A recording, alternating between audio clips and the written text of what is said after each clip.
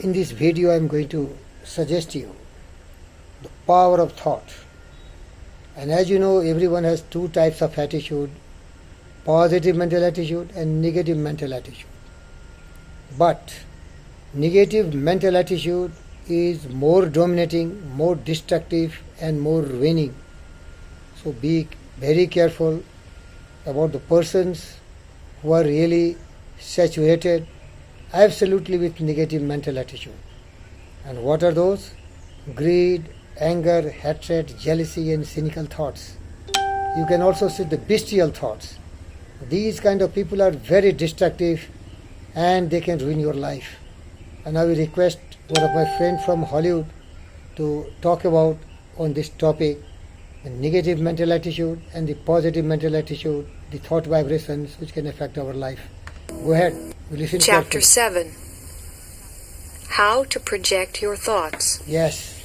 How to project your thoughts, negative or In this positive. section, I want to talk about several points that I think pertain to mind stuff. Mind stuff. Call it a potpourri. Potpourri, yes. We seldom realize how much our emotional vibrations affect others and how much we're affected by theirs. An extremely nervous person in a position of authority can put nearly every person associated with him into a nervous state.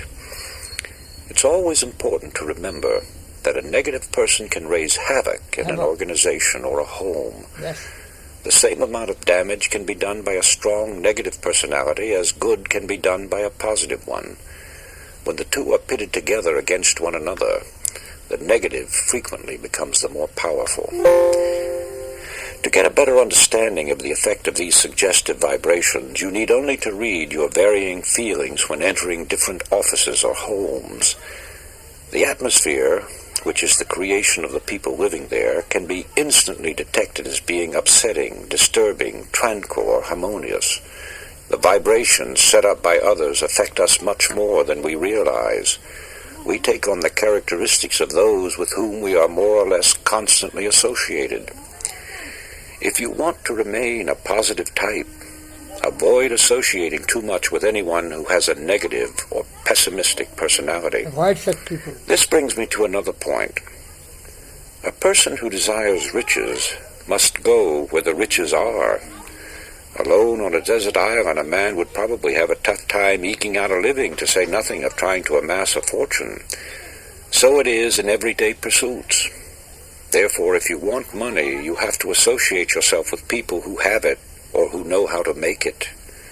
This may sound rather gross, but the truth is that if it's money you're after, you must go where it is and where it is being spent. Also, you must become personally acquainted with those who have the authority to spend it. If you're a salesman selling advertising, and you know the head of the firm is the man with the final say, it's a waste of time trying to convince minor clerks and junior executives. The same holds true if you're trying to sell other commodities, or what is more important, trying to sell yourself. And finally, the right mental attitude. Being properly attired, keeping your eyes straight ahead and fixed on your goal, throwing around you the proper aura, which is done by an act of your imagination or an extension of your personal magnetism, will work wonders. Theos Bernard, in his Penthouse of the Gods, learned this when he was cornered and stoned by a crowd of natives in Tibet.